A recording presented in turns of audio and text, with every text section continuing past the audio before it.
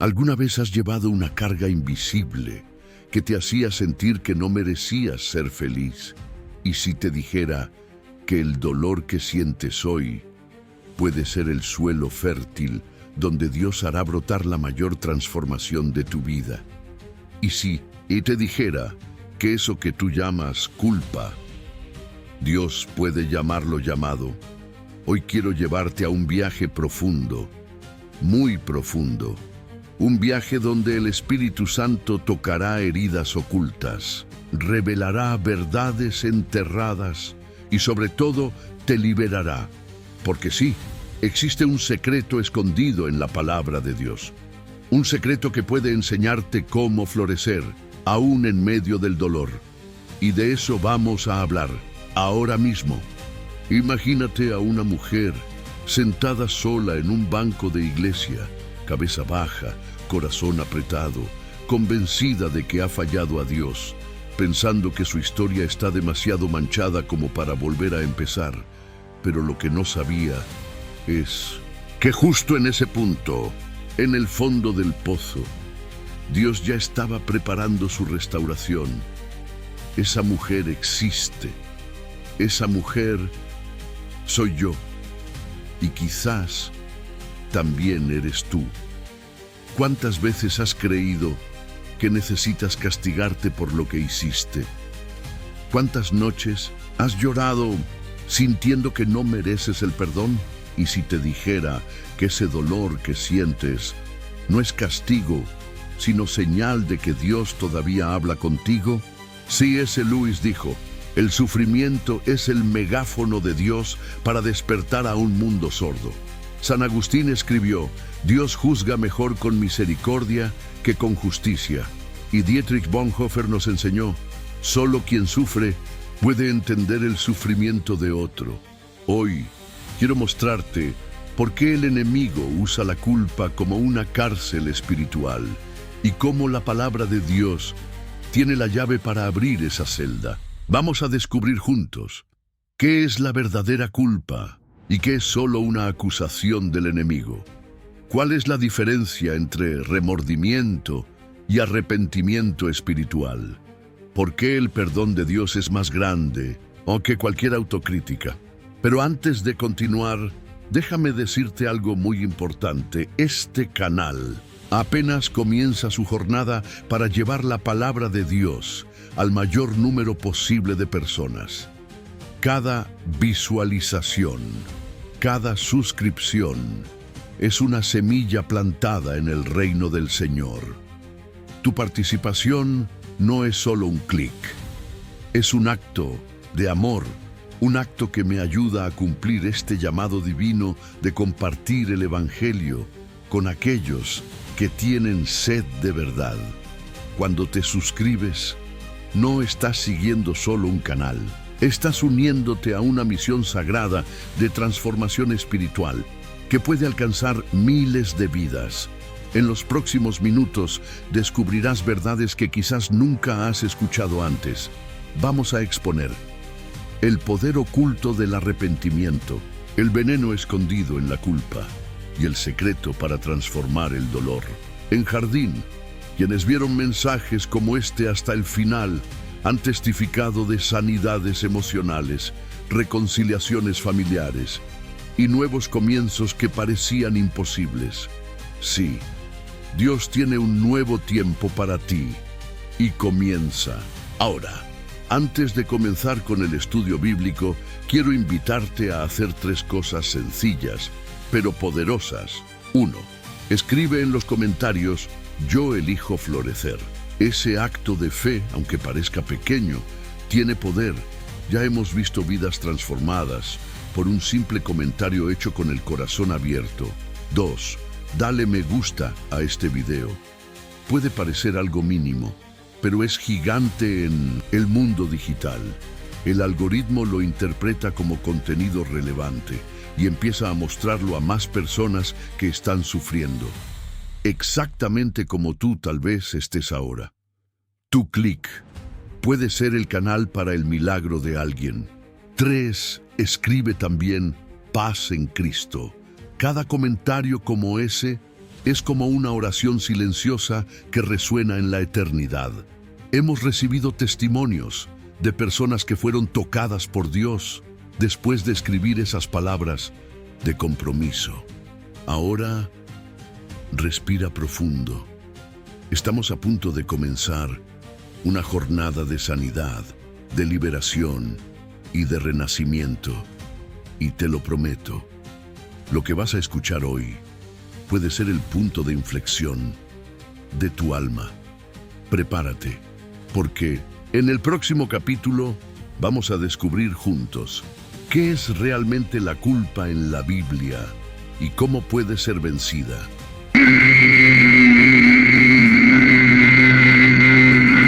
Capítulo 2. ¿Qué es realmente la culpa en la Biblia? Respira hondo, porque lo que vas a escuchar no solo cambiará tu forma de ver la culpa, sino que puede liberarte para siempre de una prisión invisible que ha frenado tu alma por años. En la Biblia, la culpa no es simplemente un sentimiento, es una realidad espiritual que surge cuando nuestra conciencia reconoce que ha quebrado una ley divina. Pero, ¿quién pone esa ley? ¿Y cómo distinguimos entre la culpa santa y la culpa manipuladora que nos esclaviza? Para entenderlo, debemos volver al principio, el jardín del Edén. Allí, Adán y Eva caminaron con Dios. No había vergüenza, no había condenación, solo comunión. Pero tras la desobediencia, vino la separación, y con ella, la culpa. La primera reacción humana al pecado no fue confesar, fue esconderse, como tú y yo hacemos tantas veces. Cuando fallamos, nos alejamos de Dios, en lugar de correr hacia Él. Ahora escucha esto con atención. La culpa no es mal en sí misma. De hecho, es una alarma del alma, una señal de que algo se ha roto y que necesita ser sanado. Pero hay un enemigo que sabe exactamente cómo manipular esa señal. Satanás, el acusador, usa la culpa para encadenarte, para que no mires a la cruz. En cambio, el Espíritu Santo usa la convicción para llevarte de vuelta al Padre. ¿Ves la diferencia? La acusación empuja, la convicción guía, la culpa que viene del enemigo condena. La que viene de Dios redime. Y aquí es donde todo cambia. Porque si tú estás sintiendo una culpa que te paraliza, una voz que te dice que no eres digno, que no hay más esperanza para ti, no es la voz de Dios. Esa voz miente, esa voz teme que descubras la verdad. Y la verdad es esta: si confesamos nuestros pecados, Él es fiel y justo para perdonarnos y limpiarnos de toda maldad. 1 Juan 1:9. Escucha bien eso, de toda maldad. No dice algunas cosas, no dice lo que no sea tan grave, dice todo. Ahora, para comprender esta promesa, veamos el contexto en que fue escrita. Nos vamos a Éfeso, alrededor del año 90 después de Cristo. Una comunidad cristiana enfrentando persecuciones, luchas internas y la infiltración de falsas doctrinas. Juan escribe su carta con el corazón roto, viendo cómo muchos creían que ya no había solución para sus errores.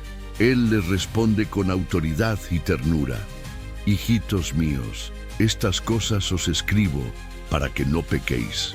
Pero si alguno peca, abogado tenemos para con el Padre, a Jesucristo el justo. Y de Juan 2:1. ¿Qué significa eso? Que cuando el enemigo te acusa, Cristo mismo se levanta como tu defensor.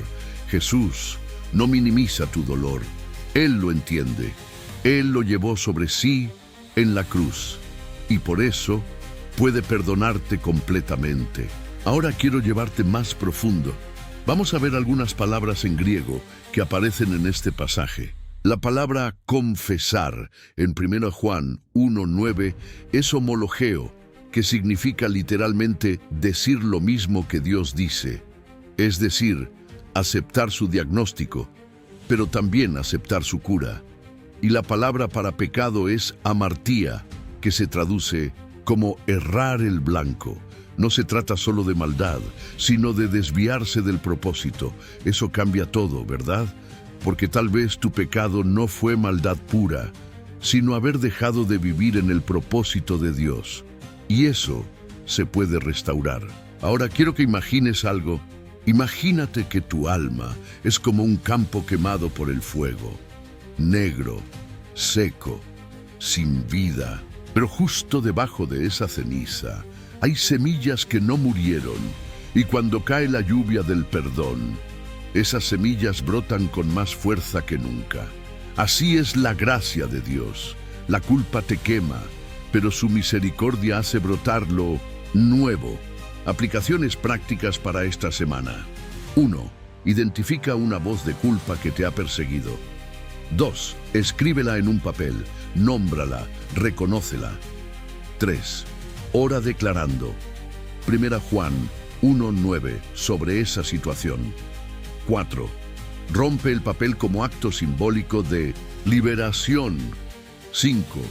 Comparte tu experiencia con alguien de confianza o en los comentarios como testimonio de fe. Pregúntate hoy, ¿estoy escuchando la voz de la condenación o la del pastor que me llama de vuelta? ¿Estoy cargando con algo que Cristo ya perdonó? ¿A quién estoy creyendo más? ¿Al enemigo o al evangelio? Pausa 5 segundos. Si sientes que el Espíritu Santo te está hablando, no lo ignores. Haz una pausa, ora y vuelve a escuchar este mensaje cuantas veces sea necesario. Y para que no camines solo, quiero contarte una historia real. Carlos era un hombre de iglesia, líder respetado, pero cometió un error, uno muy grave. Su culpa lo llevó al borde del suicidio, pero una noche, mientras lloraba en silencio, sintió que Dios le decía: yo no te llamé por lo que hiciste, te llamé por lo que haré contigo. Hoy Carlos es pastor y su testimonio ha salvado a cientos. La culpa quiso matarlo, pero la gracia lo hizo florecer. Y así terminamos este capítulo, descubriendo que la culpa no es el fin, sino el principio de una redención que solo Cristo puede dar. Y en el próximo capítulo exploraremos cómo Jesús trataba a los pecadores y por qué sus palabras nunca fueron de condenación, sino de restauración. Capítulo 3. Cómo Jesús trataba a los que se sentían culpables. Escucha con el corazón abierto, porque lo que vas a oír puede romper cadenas que han estado atándote por años. Jesús nunca rechazó a un pecador arrepentido. Nunca gritó a una mujer rota. Nunca despreció a un hombre lleno de vergüenza. Al contrario, Jesús se acercaba a ellos, los miraba no como eran, sino como podían llegar a ser. Y eso lo cambia todo. Veamos uno de los momentos más impactantes del Evangelio. Una mujer sorprendida en adulterio, arrastrada por los líderes religiosos, humillada públicamente, esperando la sentencia. Ellos ya tenían piedras en la mano, pero Jesús se inclinó al suelo. Escribía con el dedo mientras el juicio humano crecía. Y entonces se levantó y dijo: el que de ustedes esté sin pecado, sea el primero en arrojar la piedra. Uno a uno se fueron, y al final solo quedaron ella y Jesús. Escucha sus palabras: mujer, ¿dónde están los que te acusaban? Ninguno te condenó. Ella respondió: ninguno, Señor. Y Jesús dijo: ni yo te condeno, vete y no peques más. ¡Qué frase poderosa! No le dijo: eres inocente. Tampoco le dijo: está bien lo que hiciste. Jesús reconoció su pecado, pero respondió con gracia y restauración. No le quitó la responsabilidad, le ofreció una nueva identidad. Reflexiona ahora. ¿Cuántas veces te han arrastrado pensamientos de condenación? ¿Cuántas veces tú mismo te has lanzado piedras al corazón? Jesús no vino a lanzar piedras, vino a construir puentes entre tu dolor y su redención. y esto se repite una y otra vez en el Evangelio. Con la samaritana en el pozo, que había tenido 5 maridos. Con Pedro, que negó a Jesús 3 veces y fue restaurado con 3 preguntas de amor. Con Zaqueo, el cobrador de impuestos, despreciado por todos, pero invitado a una cena con el Salvador. ¿Ves el patrón? Jesús no buscaba la perfección, buscaba corazones dispuestos. Contexto cultural y espiritual. En el mundo judío del primer siglo, el honor y la vergüenza eran las bases de la identidad social. Un error moral no solo implicaba culpa interna, sino exclusión pública. Los leprosos, las mujeres adúlteras, los cobradores de impuestos, eran considerados impuros e indignos de acercarse a Dios. Jesús rompió con eso, tocó al leproso, perdonó a la pecadora, comió con los despreciados, lo que el sistema llamaba culpa.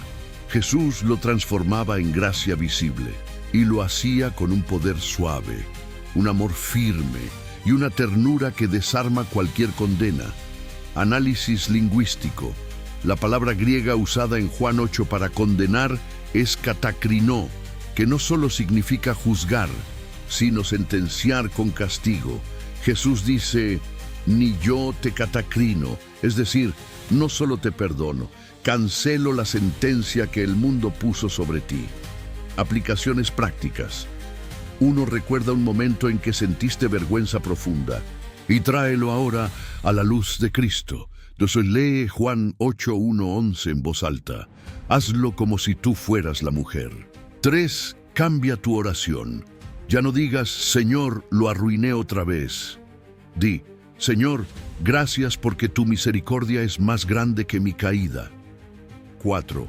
Haz una lista de personas a las que tú mismo has condenado interiormente y ora por ellas con compasión. 5. Cada vez que la culpa aparezca esta semana, repite, Jesús no me condena, Jesús me restaura. 3 metáforas para recordar esta verdad. La culpa es como barro en los ojos, y Jesús es el agua viva que limpia la mirada. Es como una prisión de espejos rotos, pero Cristo es la puerta que se abre desde dentro. Es como una herida mal cerrada, y su gracia es la medicina que sana sin dejar cicatriz. Preguntas para ti hoy. ¿A quién le he negado el perdón que yo mismo necesito? ¿Estoy viviendo como alguien condenado o como alguien liberado por Cristo? Si Jesús no me condena, ¿por qué sigo cargando con esa voz interna que lo hace? Pausa 10 segundos. Historia inspiradora. María era una joven que abortó a los 19 años. La culpa la perseguía como sombra durante años. Sentía que ya no podía orar, ni mirar a Dios a los ojos. Pero un día escuchó un mensaje sobre Juan 8 y llorando sintió que Jesús le decía, tú eres más que tu pasado, eres mi hija. Hoy, María lidera un ministerio para mujeres que han vivido lo mismo.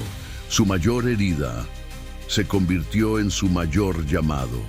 Eso es lo que Jesús hace. Contenido apologético. Algunos dirán, pero si perdonamos así de fácil, la gente va a seguir pecando. Pero no entienden lo que es la gracia. La gracia no es una licencia para pecar, es la fuerza para levantarse después de haber pecado. Como dijo el apóstol Pablo, pecaremos porque no estamos bajo la ley, sino bajo la gracia de ninguna manera. Romanos 6:15.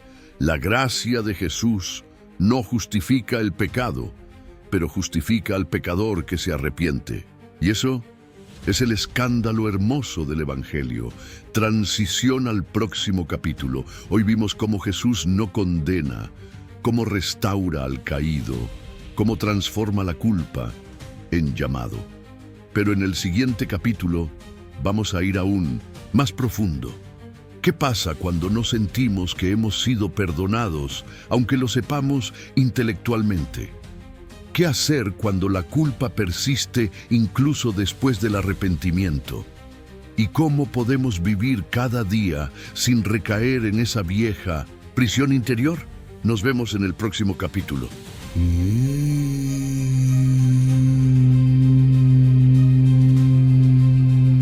Capítulo 4. Cuando la culpa persiste, incluso después del perdón, cierra los ojos un momento y pregúntate con sinceridad, ¿alguna vez has pedido perdón a Dios y aún así sigues sintiéndote sucio por dentro?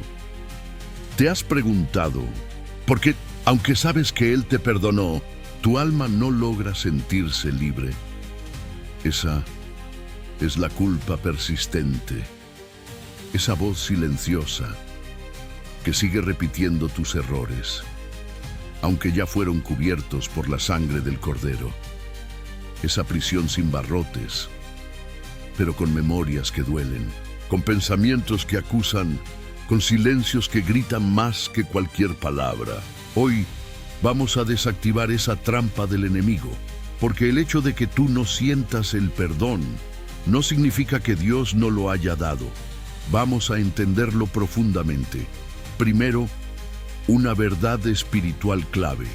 El perdón de Dios no depende de tus emociones, depende de su promesa. Y su promesa es clara. Aunque tus pecados sean como la grana, como la nieve serán emblanquecidos. Y nunca más me acordaré de sus pecados y transgresiones. Dios elige no recordar, no porque olvide, sino porque ama más allá de tu pasado. Entonces, ¿por qué aún nos sentimos culpables? Muchos de nosotros fuimos criados en entornos religiosos donde el miedo, la vergüenza y el castigo eran confundidos con espiritualidad. Aprendimos a asociar el dolor con purificación, a creer que sufrir en silencio nos acercaba a Dios.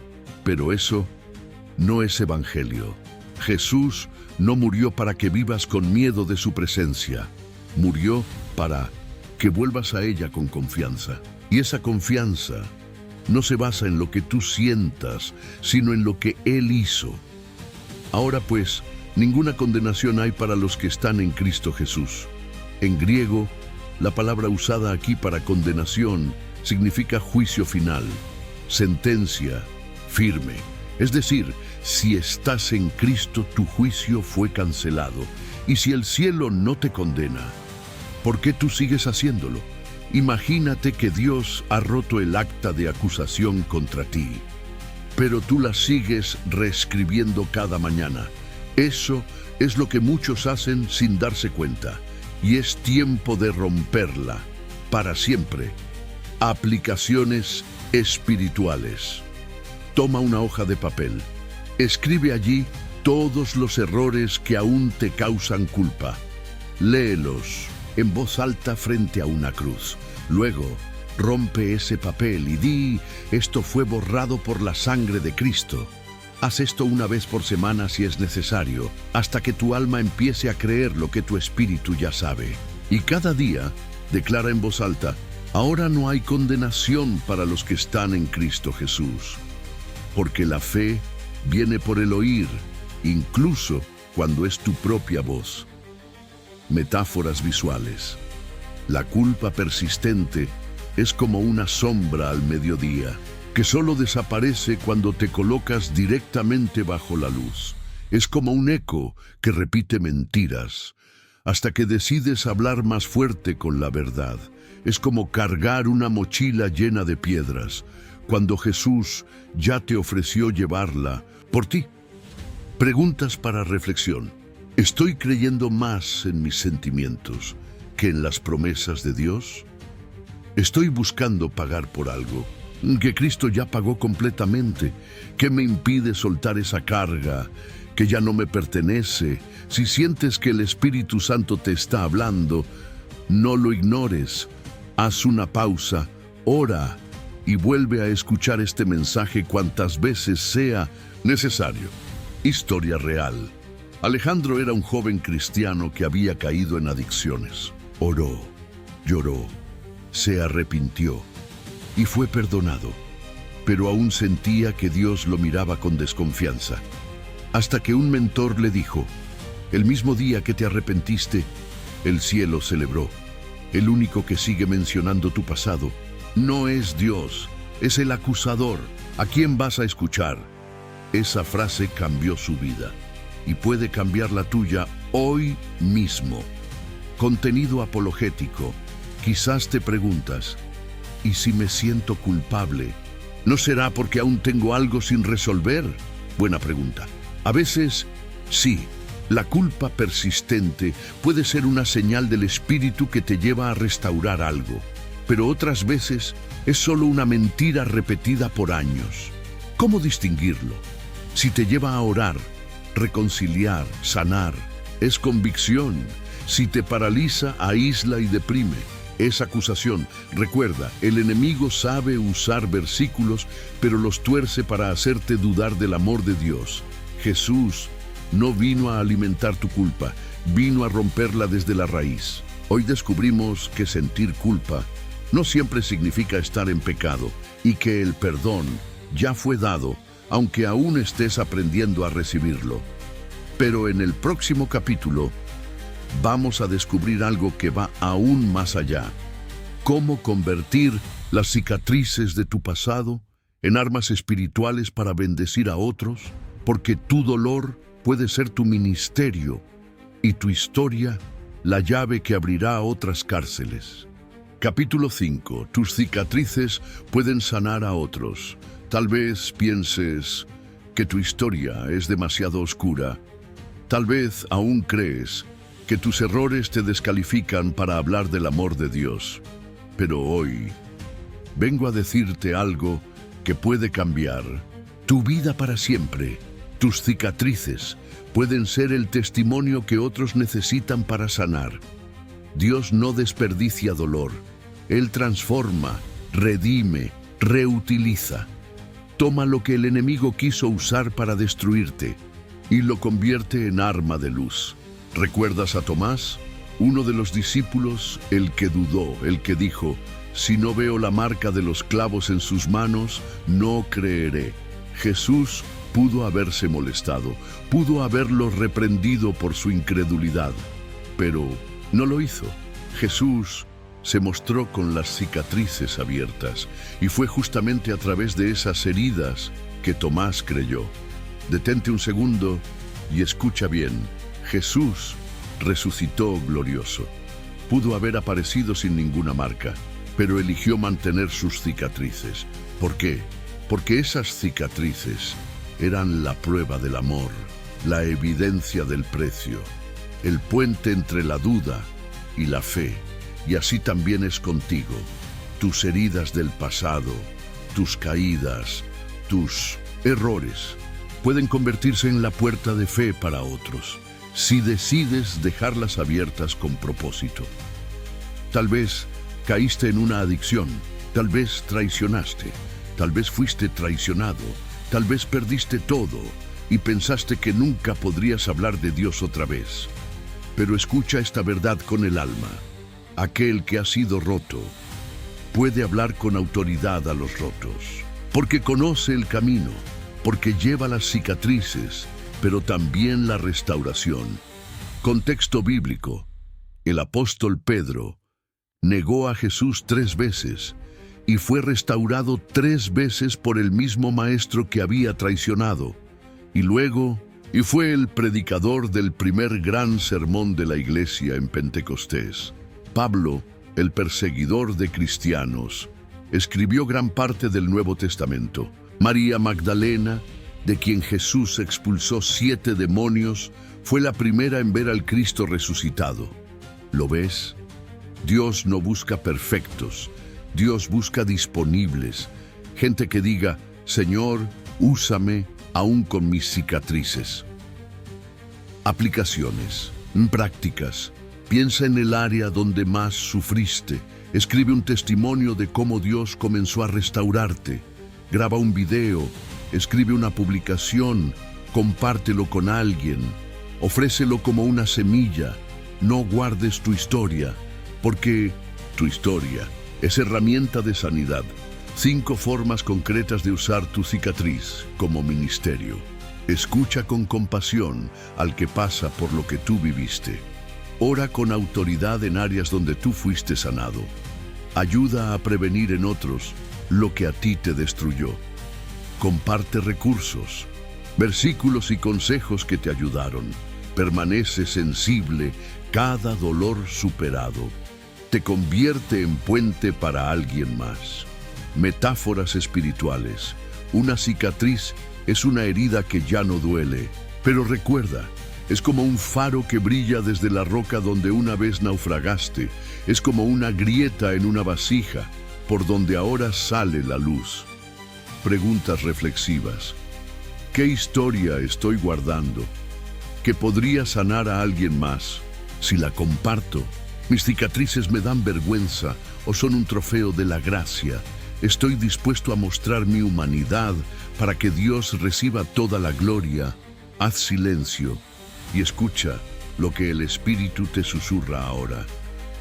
Historia poderosa. Sofía fue abusada por su padrastro desde los 8 años. Durante mucho tiempo no pudo orar. Se sentía sucia. Pero un día escuchó una predicación sobre las cicatrices de Jesús y entendió que si él podía mostrar sus heridas, ella también podía permitir que su dolor hablara.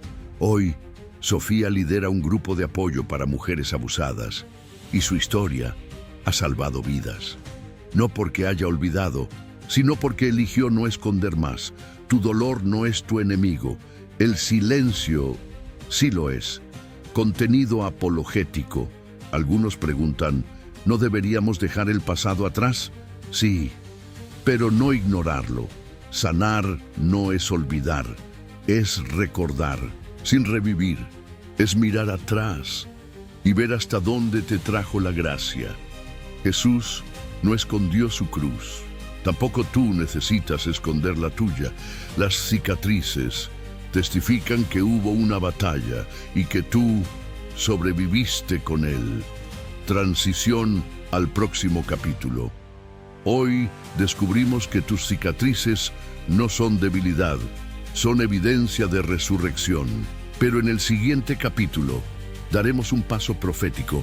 Vamos a hablar de cómo la culpa y el dolor no solo se sanan, sino que pueden ser redimidos en una misión divina para tu vida. Prepárate para descubrir tu propósito oculto. Capítulo 6. El propósito oculto detrás de tu dolor. ¿Alguna vez te preguntaste por qué pasaste por lo que pasaste? ¿Por qué permitiste lo que permitiste? ¿Por qué Dios no detuvo ciertas cosas? Hoy no vengo a darte respuestas fáciles. Vengo a compartir contigo una verdad que se revela solo en lo profundo del Espíritu. Todo lo que no fue voluntad de Dios puede ser usado por Él para cumplir su voluntad en ti. Escucha bien, Dios no causa todo, pero puede usar todo, incluyendo tu culpa, incluyendo tu caída, incluyendo esa parte de tu historia que aún no sabes cómo contar. Nada está fuera de su alcance cuando tú decides rendirlo en sus manos, y eso es redención. Redención no es solo perdón. Redención es darle propósito eterno a lo que parecía pérdida total. Miremos a José. Fue vendido por sus hermanos, traicionado, humillado, encarcelado injustamente, años de sufrimiento, solo por haber soñado. Pero al final, cuando el plan de Dios se manifestó, él pudo decir: ustedes pensaron hacerme mal, pero Dios lo encaminó a bien. ¿Qué significa eso? Que lo que fue injusto, lo que dolió, lo que parecía una derrota, se convirtió en la plataforma de su llamado. Lo mismo puede pasar contigo. Ese abuso, esa traición, esa adicción, esa caída, todo eso puede ser la base donde Dios edifique algo glorioso. Si tú eliges dejar de huir y comienzas a ofrecerle tu historia como instrumento. Contexto espiritual. El propósito de Dios para tu vida no se basa en tu currículum espiritual, no se basa en cuántas veces acertaste, se basa en su llamado, en su soberanía y en su capacidad de convertir cenizas en belleza. Por eso Isaías profetizó: a ordenar que a los afligidos de Sión se les dé gloria en lugar de ceniza, óleo de gozo en lugar de luto, manto de alegría en lugar del espíritu angustiado. Dios cambia cenizas, no ignora que existieron, las honra con transformación. Aplicación espiritual profunda. Haz una lista de los momentos más oscuros de tu vida. Al lado de cada uno, escribe una palabra de propósito: consuelo, enseñanza, fortaleza, sensibilidad, compasión. Verás cómo el Espíritu te mostrará conexiones invisibles. Ora sobre esa lista. Pregúntale a Dios: ¿qué quieres hacer con esto? Y escúchalo, porque hablará metáforas reveladoras. Tu vida es como una vasija quebrada, y a cada grieta es un lugar por donde ahora brilla su gloria. Tu historia es como una semilla rota en tierra oscura que da frutos solo cuando muere al pasado. Tu alma herida es como un libro con páginas manchadas, pero en manos del autor divino. Él sigue escribiendo una historia de redención. Preguntas que abren el alma: ¿qué parte de mi historia he ocultado por vergüenza y que Dios quiere usar? Estoy dispuesto a dejar que otros vean mi proceso para que encuentren esperanza en medio del suyo. Estoy listo para aceptar que mi propósito quizás nace desde mi dolor. Haz silencio y deja que esas preguntas penetren. Historia que revela. Raúl fue un hombre que vivió 15 años preso por delitos que ni él lograba perdonarse. Encontró a Cristo tras una Biblia olvidada en una celda, y su vida cambió. Hoy dirige un ministerio que trabaja con jóvenes en riesgo de cárcel. Su propósito nació de su condena. Su llamado emergió desde la vergüenza, y su autoridad vino de haber vivido lo que predica. Eso es redención en acción. Contenido apologético. Algunos dicen: ¿cómo puede Dios usar algo tan malo? La respuesta está en la cruz. El acto más injusto de la historia humana fue la crucifixión del único inocente, y sin embargo, fue la base del plan de salvación eterna. Si Dios usó una cruz para salvar al mundo, ¿cómo no va a poder usar tu dolor para tocar otras vidas? Tu historia puede ser semilla de resurrección para otros, no porque glorifiques tu pasado, sino porque glorificas al que te levantó de él. Cierre de revelación. Tu culpa, tu dolor, tu fracaso no son el final, son el prólogo de algo eterno. Y en el próximo capítulo vamos a entrar en el punto central de esta serie, una revelación profunda que la mayoría de los creyentes aún no ha entendido completamente, un secreto espiritual escondido en las Escrituras que cambiará tu forma de ver el perdón, el propósito y el poder del Espíritu en ti. Lo que viene puede ser tu renacer. Capítulo 7. El secreto espiritual que transforma la culpa en poder divino. Respira hondo, porque lo que estás a punto de escuchar no es solo una enseñanza, es una revelación, una verdad que ha permanecido oculta a los ojos naturales, pero que hoy el Espíritu Santo quiere abrir ante ti. Muchos cristianos creen que el perdón es el final de la historia, pero en realidad es solo el comienzo, porque hay algo más allá del perdón, algo que transforma el alma y la eleva a vivir en un nivel espiritual donde la culpa no puede entrar. Ese secreto está escondido en una palabra poderosa: justificación. Sí, justificación, pero no como la religión la enseña, sino como el cielo la declara. Escucha lo que dice Romanos capítulo 5, versículo 1. Justificados, pues, por la fe, tenemos paz para con Dios por medio de nuestro Señor Jesucristo. ¿Lo ves? No dice simplemente que somos perdonados, dice que somos justificados. Y eso lo cambia todo, porque el perdón limpia tu error, pero la justificación te declara justo como si nunca hubieras fallado. En el tribunal de Dios, el acta fue rota, el juez se levantó y te miró a los ojos y te dijo: eres libre, y más aún, eres justo ante mis ojos. ¿Por qué esto es tan poderoso? Porque vivir solo con la conciencia de perdón te hace caminar con cautela, con miedo a caer. Pero vivir con conciencia de justificación te hace caminar con autoridad. Ya no vives con temor, vives con identidad. Ahora entiende esto: justificación no es algo que tú logras, es algo que tú recibes por fe. Es una posición espiritual, no una emoción pasajera. La palabra griega usada aquí es dikaiō, que significa declarar recto, aprobado legalmente, exento de culpa. Y esa palabra fue hablada sobre ti desde el momento en que creíste en Jesús. ¿Por qué entonces sigues sintiéndote indigno? Porque el enemigo no puede anular la justificación, pero puede hacerte olvidarla, puede hacerte vivir como esclavo, aunque ya hayas sido declarado libre. Y aquí está la revelación más profunda de este capítulo. La culpa solo tiene poder sobre quienes ignoran que ya han sido justificados.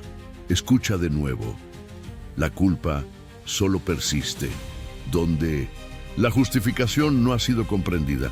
Cuando entiendes que Dios no solo te perdonó, sino que te vistió con justicia, tu alma comienza a respirar libertad, tu mente se alinea, tu corazón se estabiliza, tu espíritu se expande. Contexto profético. En el Antiguo Testamento, cada vez que alguien pecaba, debía traer un sacrificio, pero en el Nuevo Pacto, el Cordero vino a nosotros y su sangre no solo cubre, transforma, no solo limpia, sella, y el Espíritu Santo no mora en un templo hecho de oro, mora en ti, en alguien que fue justificado por la fe. Aplicación espiritual profunda. Declara cada mañana: no solo soy perdonado, soy justo ante Dios. Repite: ya, no vivo bajo condena, vivo bajo favor. Escribe en un lugar visible: soy la justicia de Dios en Cristo Jesús. Cuando alguien te recuerde tu pasado, responde con esta verdad: ese ya no soy yo, ese murió. El que vive ahora fue justificado por gracia.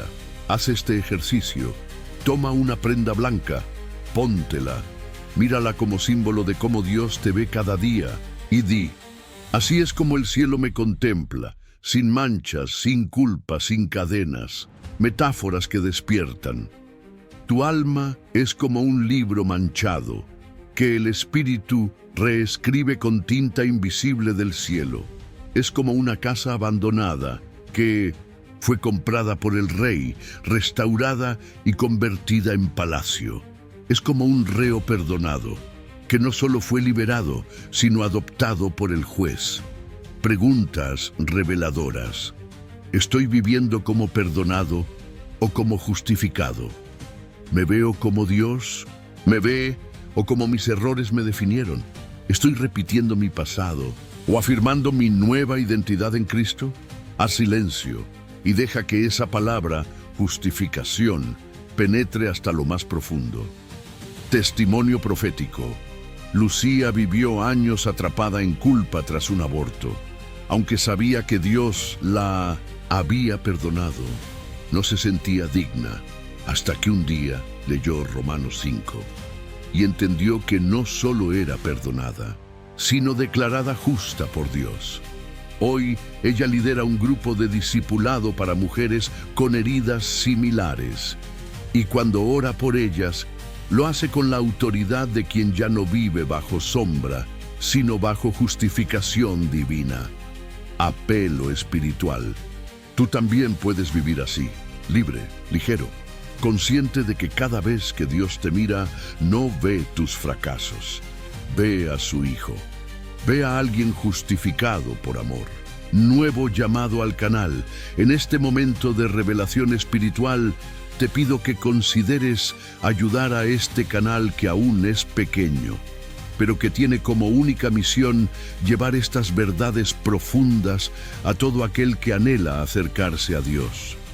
Cada suscripción, cada vez que compartes, es como encender una luz en medio de una generación que se hunde en la culpa.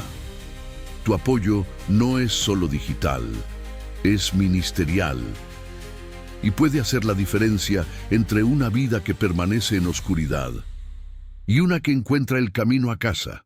Desafío espiritual. Durante una semana, cada mañana, repite frente al espejo: soy la justicia de Dios en Cristo.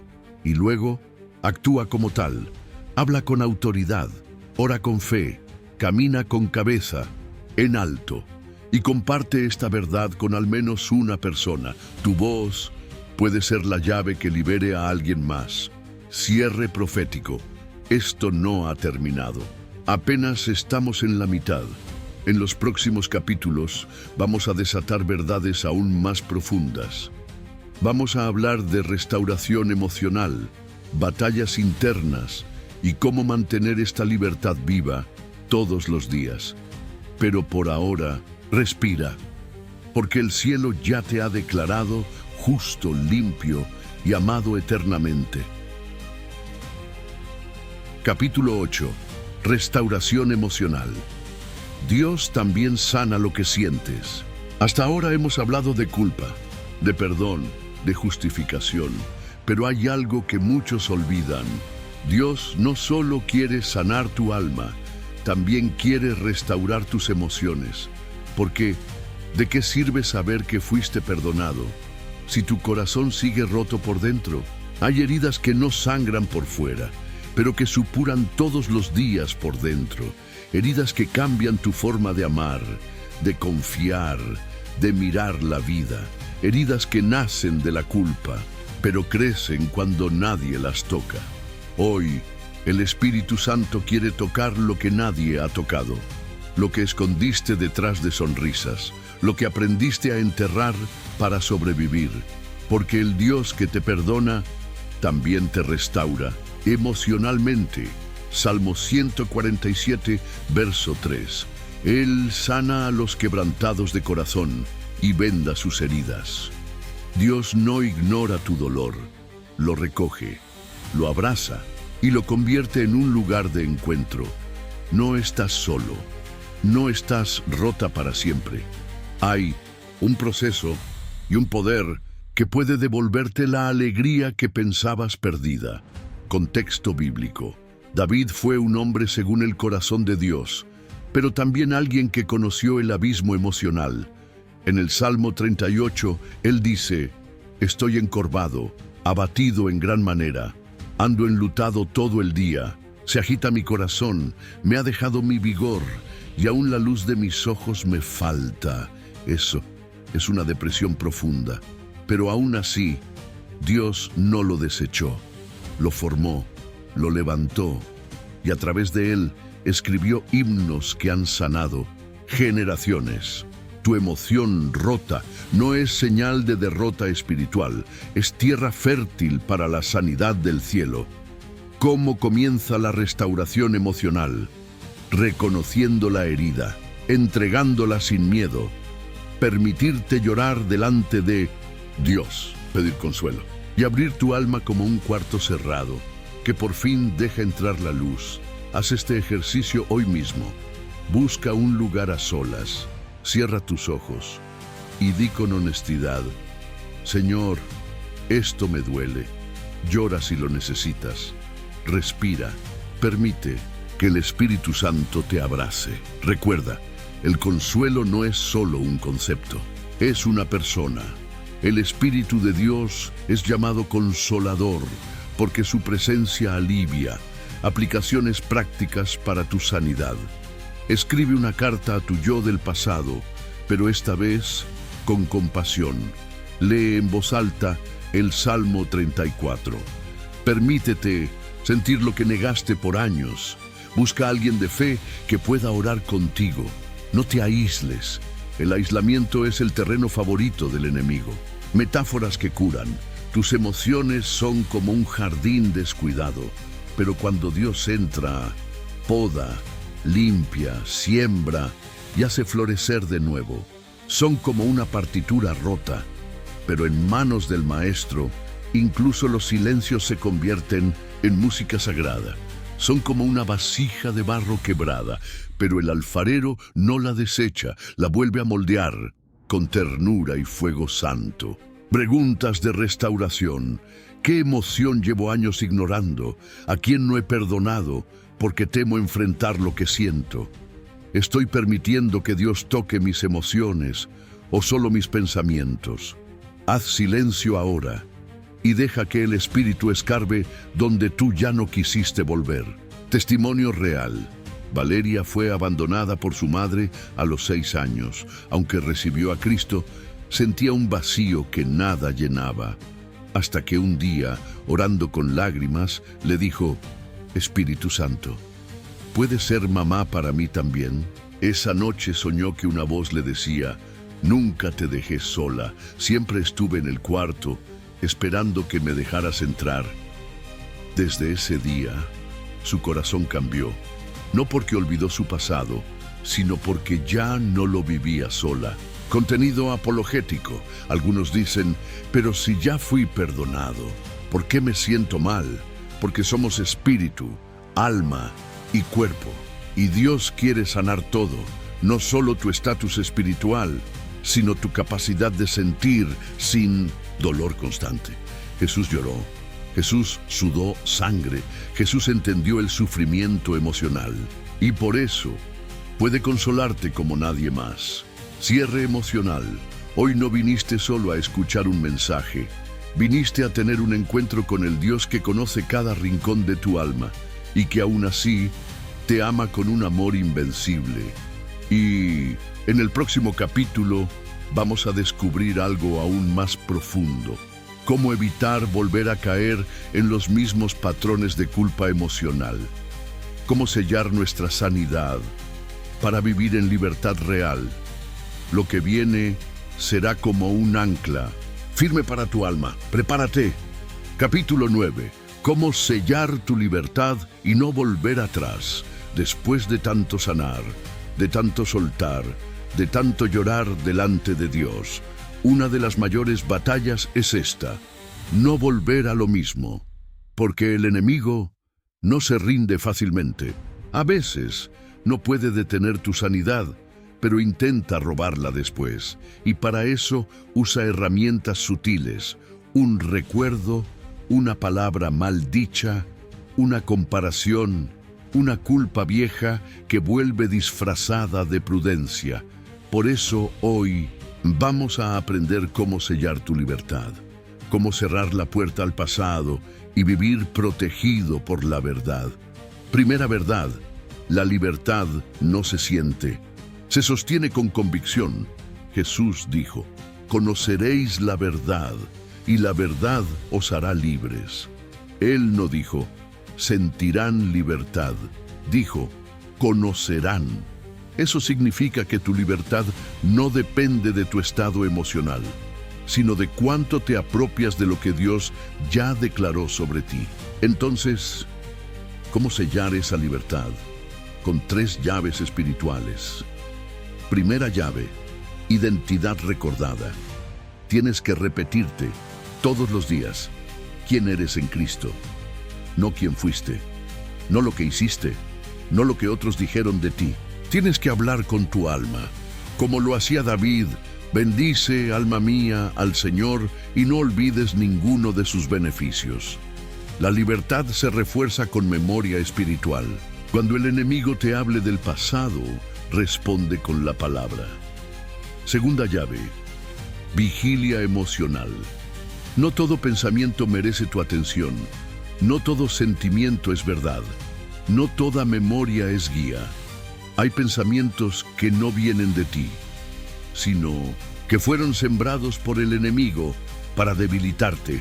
Por eso Pablo escribió, llevando cautivo todo pensamiento a la obediencia a Cristo.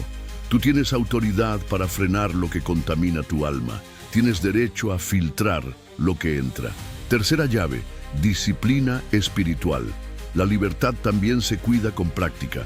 Orar no es emoción, es entrenamiento del alma. Leer la Biblia no siempre se siente glorioso, pero cada vez que lo haces, siembras verdad. Y esa verdad te protege. Disciplina no es legalismo, es madurez espiritual. Metáforas de protección. Tu libertad es como una llama encendida, y tu constancia es el aceite que la mantiene viva. Es como una herida que cerró, pero necesita cuidados para no infectarse de nuevo. Es como una casa recién restaurada. Debe tener cerraduras fuertes y vigilancia constante. Aplicaciones prácticas. Haz un cartel y pégalo en tu habitación. Hoy no vuelvo atrás. Hoy camino en libertad. Graba en audio tu testimonio y escúchalo cuando sientas flaqueza. Identifica los 3 pensamientos que más te hacen recaer y responde a cada uno con un versículo bíblico. Escribe una oración de autoridad que puedas declarar cada vez que venga una acusación antigua. Comparte tu libertad con otros. Cuando ayudas a otros a mantenerse firmes, tú también te fortaleces. Preguntas clave. ¿Estoy viviendo mi libertad como una posesión o como una emoción temporal? ¿Tengo estrategias para proteger mi alma o vivo a la deriva espiritual? ¿Estoy cultivando mi identidad cada día o solo cuando todo va bien? Haz silencio y deja que Dios te muestre si estás descuidando algo. Testimonio vivo. Joel había superado la pornografía después de 12 años, pero 3 meses después, una noche de soledad casi lo hizo caer. Pero recordó su oración, recordó su identidad, se arrodilló y dijo, hoy no soy esclavo, hoy soy hijo. Esa noche, Dios no solo lo sostuvo, le dio una visión. Hoy, Joel lidera un grupo de hombres restaurados, y cada vez que comparte su historia, recuerda que la libertad no se siente siempre, pero se elige todos los días. Contenido apologético. Algunos piensan que una recaída anula todo, que si tropiezas es porque nunca fuiste libre. Eso es mentira. La libertad no se mide por la ausencia de lucha, sino por a quién corres cuando caes. Pedro negó, pero corrió a Jesús. Judas traicionó, pero se ahogó en la culpa. La diferencia no fue el error, fue la dirección a la que corrieron después. Cierre y preparación para o próximo. Hoy aprendiste a proteger tu libertad, a sellar tu sanidad, a blindar tu alma con verdad, identidad y disciplina. Y en el próximo capítulo vamos ainda más fundo. Vamos a entrar en batallas espirituales invisibles. Vamos a entender por qué la culpa no es solo una emoción, sino un arma espiritual que el enemigo intenta usar en tu contra. Y más importante aún, cómo derrotarla. Definitivamente, con el poder de la sangre y el espíritu. Lo que viene es guerra santa, y tú estás siendo entrenado para vencer. Mit bedestigen Sirit, descend a besis darit destin a les dassen. Capítulo 10. La culpa como arma espiritual. Cómo derrotarla con autoridad. Hasta ahora hemos visto la culpa como emoción, como dolor, como prisión interior. Pero hoy necesitas entender algo mucho más profundo. La culpa también es un arma espiritual. Y si no aprendes a identificarla como tal, puede volverse una fortaleza invisible, un sistema de opresión mental, una cadena que frena tu llamado. No se trata solo de sentirte mal, se trata de ser manipulado espiritualmente por una estrategia del enemigo. Pablo escribió en 2 Corintios capítulo 10, porque las armas de nuestra milicia no son carnales, sino poderosas en Dios para la destrucción de fortalezas. ¿Qué fortalezas? Pensamientos repetitivos, ideas distorsionadas, mentiras que se instalaron como verdades. Y una de las más poderosas es la culpa no resuelta. Esa voz que susurra, no eres suficiente, Dios no te puede usar, eres sucio, hipócrita, indigno. Esa voz no es tuya, es una acusación del infierno. Apocalipsis 12:10 dice que Satanás es el acusador de nuestros hermanos, que los acusa de día y de noche delante de Dios. Pero no se detiene ahí. El versículo siguiente dice, y ellos le han vencido por medio de la sangre del Cordero y de la palabra de su testimonio. Aquí está la clave. La culpa no se vence con fuerza de voluntad, se vence con sangre y con palabra. La sangre de Jesús no solo te limpia, te arma, y tu testimonio no es solo memoria, es espada. Entonces, ¿cómo se derrota la culpa en el plano espiritual? Paso 1. Reconoce la acusación. Cuando escuches pensamientos de condenación, no los aceptes como tuyos. Detén todo y declara, esa voz no es del Padre. Mi abogado está delante del trono y ya me justificó. Paso 2. Aplica la sangre. Ora así, Padre, aplico la sangre de Jesús sobre mi mente, mis emociones, mi historia. Ninguna condenación tiene derecho sobre mí. Estoy bajo pacto eterno. Paso 3. Usa tu testimonio. Cada vez que recuerdes tu error, responde con tu historia de restauración. Dile al infierno, sí, caí, pero no me quedé caído. Cristo me levantó, y eso lo contaré a todo el que necesite esperanza. Cada vez que usas tu testimonio, debilitas las tinieblas, porque tu historia ya no es un arma contra ti, es una bandera de guerra contra el enemigo. Metáforas espirituales. La culpa es como un archivo escondido en tu alma, que el enemigo intenta abrir cada vez que avanzas. Pero la sangre de Cristo ya selló ese archivo con fuego eterno. Es como un eco en una cueva vacía que se apaga solo cuando tú llenas el espacio con alabanza. Es como un virus en el sistema espiritual que solo se elimina con el antivirus de la palabra viva. Aplicaciones prácticas. Levanta un altar de oración en tu casa. Hazlo físico. Coloca una Biblia abierta, una vela encendida, una hoja con tu versículo de guerra. Cada vez que la culpa regrese, ve a ese lugar. Declara en voz alta tu libertad. Haz una lista de frases de acusación que sueles oír. Escribe al lado de cada una respuesta bíblica. Léelas cada mañana y grítalas cuando sientas guerra. Ayuna por 3 días por una sola causa: romper fortalezas de culpa en tu mente. Preguntas para guerra espiritual. ¿Estoy combatiendo la culpa con armas carnales o con las de Dios?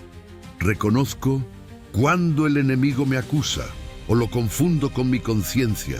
¿Estoy usando mi testimonio como defensa o como vergüenza? Haz silencio y deja que el Espíritu Santo te revele si estás en guerra sin darte cuenta. Testimonio impactante. Camila llevaba años en la iglesia, pero no podía orar en voz alta. Sentía que Dios no quería oírla. Un día, una pastora le dijo: no estás callada por reverencia, estás atada por culpa disfrazada de humildad. Esa frase la sacudió. Oraron juntas, y por primera vez en años, Camila alzó su voz. Esa noche lloró como niña, y por la mañana profetizó como guerrera. Contenido apologético. Algunos dicen: eso suena muy emocional, ¿no basta con saber que Dios me perdonó? No, porque el reino de Dios no es solo conocimiento, es el poder. Y donde hay guerra espiritual, se necesita estrategia, se necesita revelación y se necesita autoridad. Jesús no solo perdonó, también reprendió demonios, canceló acusaciones y enseñó a sus discípulos a hacer lo mismo. Hoy tú eres parte de ese ejército. Y si aprendes a derrotar la culpa en el espíritu, serás invencible en la fe. Cierre con llamado profético. Hoy no solo recibiste consuelo, recibiste armas. Y en el próximo capítulo vamos a cambiar de nivel, porque ahora que sabes cómo vencer la culpa, vas a descubrir cómo vivir en autoridad continua, ya no como alguien que lucha por no caer, sino como alguien que camina con unción, con propósito y con legado. Lo que viene es activación y tú estás siendo preparado.